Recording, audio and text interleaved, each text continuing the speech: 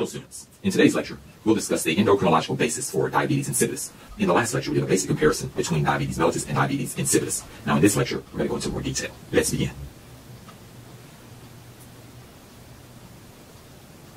Shown here is a diagram of the kidney. We have a blood vessel entering the kidney and leaving.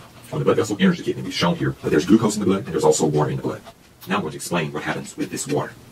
When the kidneys filter the blood, a lot of the water is lost to make urine.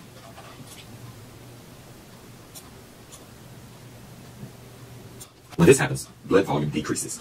And if this problem weren't corrected, there would be a major problem in the body.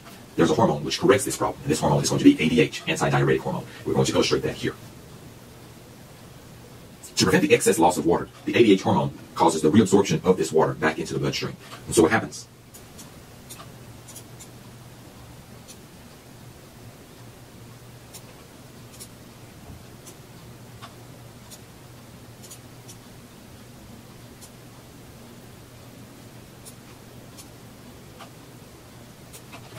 As I try to illustrate here, the ADH causes the reabsorption of water back into the bloodstream.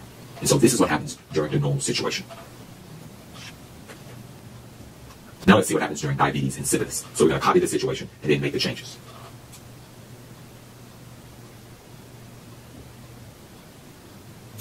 With diabetes insipidus, just as before, the kidneys filter the blood and you lose water to the urine.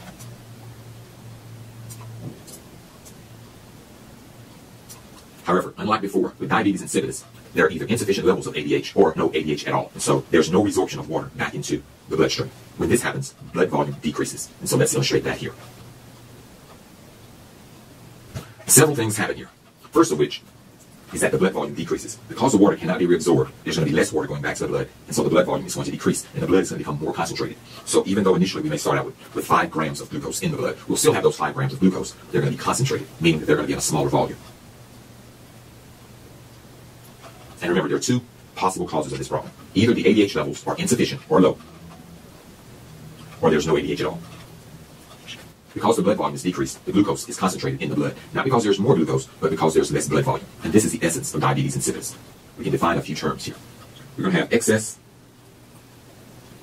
dilute urine, and this is known as polyuria.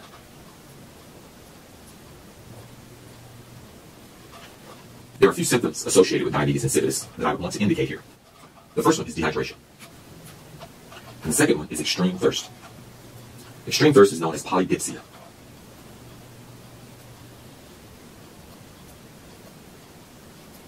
Here I want to make a clear distinction between diabetes mellitus and diabetes insipidus. With diabetes mellitus, there's an increase in the amount of glucose in the blood.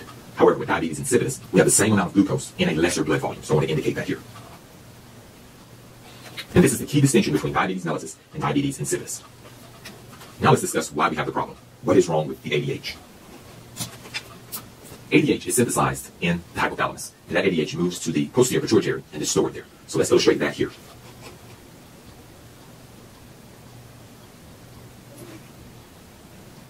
ADH is synthesized in the hypothalamus and it's stored in the posterior pituitary. There can be a problem with either the hypothalamus or the posterior pituitary to cause a decreased level of ADH. We don't have a problem with either of these glands. The condition is going to be central diabetes insipidus. If, however, the problem is in the kidneys with the processing of the ADH, this is known as nephrogenic diabetes insipidus. Since ADH is pivotal to this pathology, I do want to write the entire name of this hormone, antidiuretic hormone. It is also known as vasopressin.